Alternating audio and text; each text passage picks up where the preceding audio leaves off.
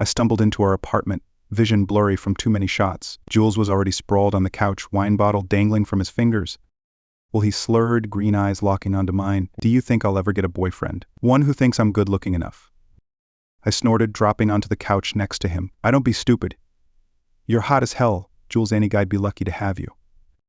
He gripped my arm, yanking me closer. Yeah, how hot am I, Will? My heart raced. Jules's face was inches from mine, lips parted. I'd never noticed how full they were before. He smirked, closing the gap. Our lips crashed together and fuck, it felt good, really good. We tumbled onto his bed, clothes flying. In the back of my mind, a voice screamed, this isn't you. You're straight. But with Jules's hands on me, I couldn't bring myself to care. The next morning I woke to a pounding headache and Jules's arm draped over my chest. Memories flooded back and panic set in. Morning, Jules mumbled, reaching for me. I leapt out of bed. Jules, this was a mistake. I'm straight, remember? His face fell, hurt flooding his eyes. Will? No, I cut him off. Let's just forget this happened, okay? I bolted from the room. Jules's broken expression seared into my mind. A week passed. No Jules, his bed stayed empty, his toothbrush untouched. I called, texted, nothing. Guilt gnawed at me, but what could I say? Sorry I freaked out after we fucked. I'm an asshole, but please come home? Then, late one night, keys jingled in the lock. I jumped up, heart pounding. Jules, The words died in my throat. Jules wasn't alone. Some tall, blonde Adonis had his arm around Jules's waist. Oh, hey, Will, Jules said, not meeting my eyes. This is Dean, my boyfriend. Boyfriend. The word hit me like a punch to the gut. Dean sized me up, his grip on Jules tightening. So you're the famous Will. Jules has told me all about you. I bet he has, I thought bitterly. Nice to meet you, I managed, extending my hand. Dean ignored it. Jules cleared his throat. We're pretty beat. I'm gonna turn in. They disappeared into Jules's room, the door clicking shut behind them. I stood there frozen as muffled laughter drifted through the wall. What the hell was wrong with me? I'd pushed Jules away, insisted I was straight. So why did seeing him with Dean make me want to puke? I crawled into bed, pulling the covers over my head, but sleep didn't come. All I could think about was Jules in the next room, in another man's arms. The next morning I dragged myself to the kitchen, desperate for coffee. Dean was already there, looking annoyingly perfect. Well, he said, voice low, we need to talk. I grunted, pouring my coffee. I think it's best if you move out. I choked on my drink. What? Dean leaned in, all fake concern. Look, Jules told me about what happened. It's clear you two need space. I can take over your half of the rent. Like hell, I snapped. Just then, Jules stumbled in, hair mussed from sleep. My heart did that stupid flip thing again. Morning, he yawned, then froze, sensing the tension.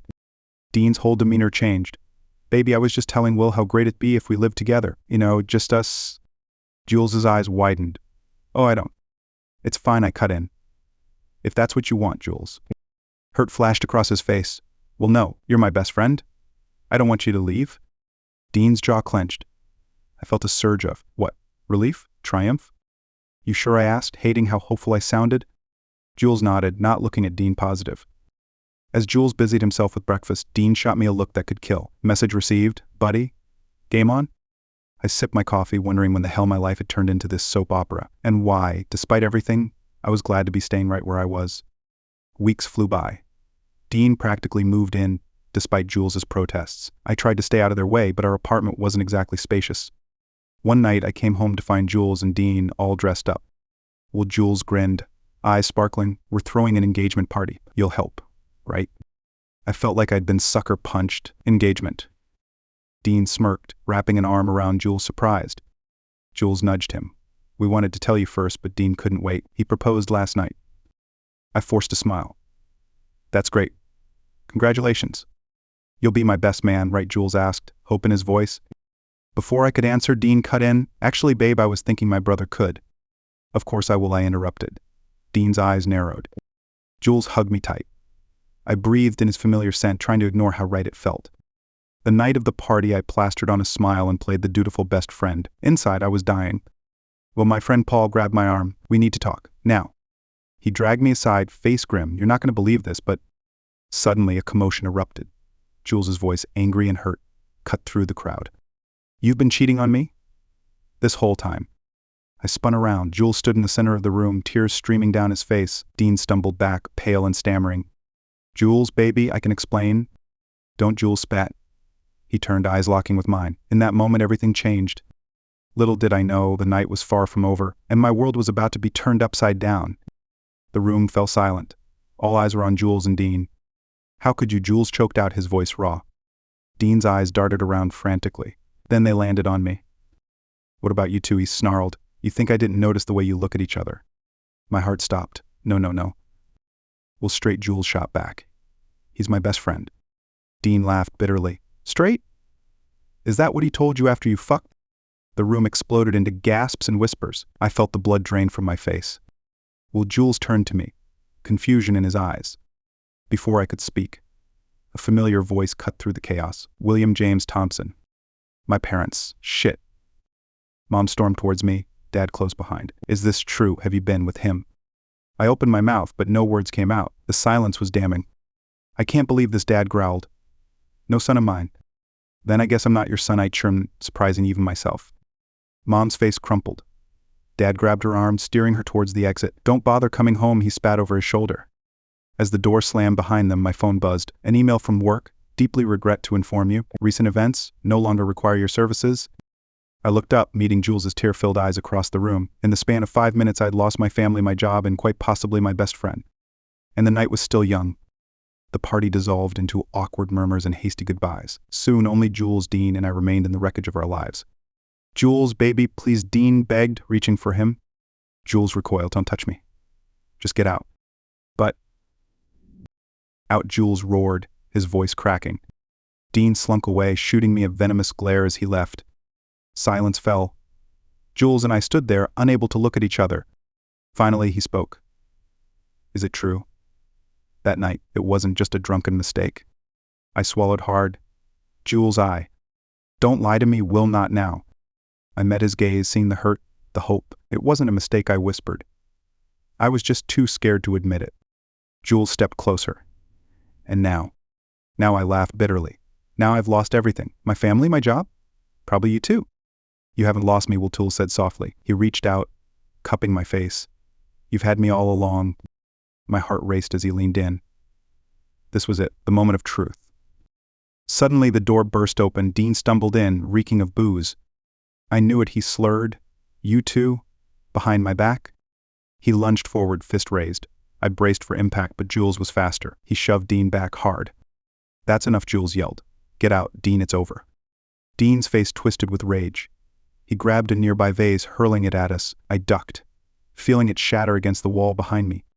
Fuck you both, Dean screamed before storming out one last time. As the door slammed, Jules turned to me, eyes wide with concern. Will, you're bleeding? I touched my lip, wincing at the sting. Everything was spinning. I think I need to sit down, I mumbled. As Jules guided me to the couch, I realized this night had changed everything. For better or worse, there was no going back now. Jules guided me to the couch, his touch gentle. Let me get the first aid kit. I nodded, wincing as the adrenaline faded and pain set in. He returned, kneeling in front of me. This might sting, he warned, dabbing my split lip with antiseptic.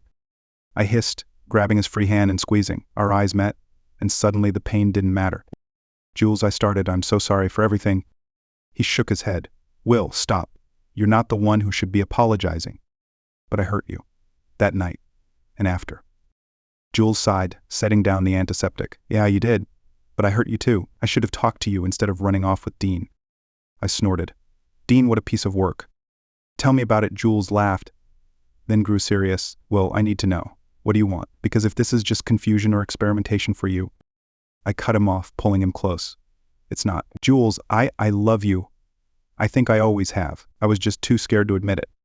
His eyes widened. You love me. Yeah, I breathed. I do. Jules surged forward, kissing me hard. I gasped, partly from pain, partly from surprise, but mostly from how right it felt. We broke apart, breathless. Jules rested his forehead against mine. I love you too, you idiot. I grinned, then winced as my lips stung. Oh. Jules chuckled. Sorry, let me finish patching you up. As he tended to my wounds, I marveled at how everything had changed in one night. I'd lost so much, but somehow I felt like I'd gained even more. Hey, I said softly. What happens now? Jules smiled, squeezing my hand. Now, we figure it out together. For the first time that night, I felt hope. Whatever came next, we'd face it side by side.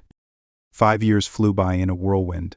Jules and I weathered the storm together, the whispers, the judgmental looks, the struggle to rebuild our lives, but we made it.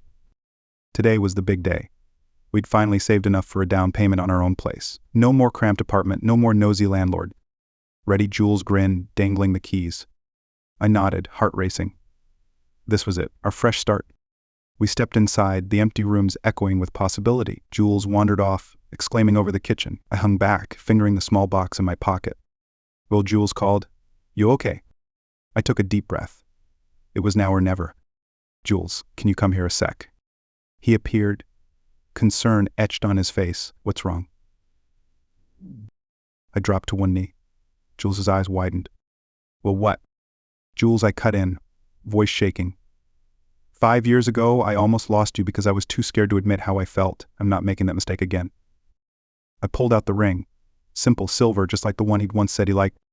"You've been my best friend for as long as I can remember. You stood by me when I lost everything. You taught me what real love is." Tears welled in Jules's eyes. I pushed on, my own vision blurring. "I want to spend the rest of my life with you. Jules, will you marry me?" For a heart-stopping moment, Jules just stared. Then he launched himself at me, tackling me to the floor. Yes, he laughed, peppering my face with kisses. God, yes. I slipped the ring on his finger, giddy with relief and joy. As we lay there on the floor of our new home, wrapped in each other's arms, I marveled at how far we'd come. "I love you," I whispered. Jules squeezed me tight. "I love you too. Always have, always will." In that moment, everything felt perfect. Little did I know, life still had a few surprises in store for us. We were riding high on engagement bliss when my phone buzzed. Unknown number. "One." "Hello," I answered, Jules watching curiously. Well, a voice I hadn't heard in 5 years. "Mom?" My breath caught. Jules squeezed my hand, concern in his eyes. "We saw the announcement in the paper," Mom continued, her voice small. "Your engagement." And I waited, heart pounding. "Your father and I, we've been doing a lot of thinking and talking." Jules' mouth, "Who is it?" I shook my head, still processing. "We were wrong." Well, Mom choked out. "So wrong. Can we meet? Talk." I looked at Jules, at the ring glinting on his finger, at the life we'd built without them. "Okay," I heard myself say, "let's talk." As I hung up, Jules pulled me close. "You all right?" I nodded, still dazed. "My parents, they want to meet." Jules stiffened. "After all this time? Will, are you sure?" I wasn't, but I knew I had to try. The cafe was neutral ground. Mom and Dad sat stiffly, looking older than I remembered. "You look well," Dad said gruffly. "I am," I replied. "Jules and I both are." At Jules's name, they exchanged a glance. "We'd like to meet him," Mom ventured. "If that's all right?" I blinked, surprised. "You would?" Dad cleared his throat. "We've missed a lot, son. Too much. We'd like to try and make it right." Tears pricked my eyes. "Yeah, I managed. I'd like that too." As we made plans for dinner, all four of us, I felt a weight lift. It wouldn't be easy, but it was a start. That night, curled up with Jules, I marveled at how much had changed. "You sure about this?" Jules murmured, tracing patterns on my chest. I kissed him softly. "With you by my side, I'm sure about everything." Little did we know, life had one more curveball headed our way. But for now, we were happy we were together, and that was all that mattered. 2 months flew by in a whirlwind of wedding planning and tentative family dinners. Before we knew it, the big day arrived. I stood at the altar, heart racing. Paul, my best man, squeezed my shoulder. "You got this, man," he whispered. The music swelled, and there was Jules walking down the aisle. He looked amazing, but all I could focus on was his smile, radiant, just for me. As he reached me, I noticed movement in the back. My parents slipped in, looking nervous but present. Jules followed my gaze and squeezed my hand. "You okay?" he murmured.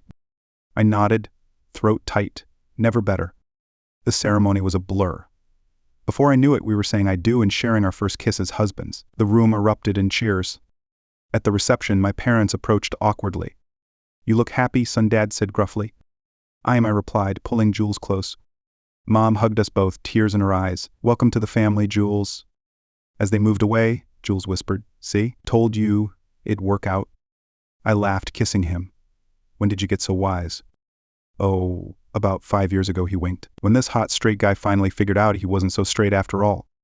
We danced, we laughed, we celebrated with friends old and new. As the night wound down, Jules and I snuck a moment alone. So he grinned, ready for our next adventure. I thought about everything we'd been through, the ups, the downs, the moments that changed everything. And I knew, without a doubt, that as long as I had Jules by my side, I was ready for anything. With you, I smiled, pulling him close. Always. As we rejoined the party, hand in hand, I realized this wasn't just an ending. It was a beginning. Our beginning, and I couldn't wait to see where life took us next.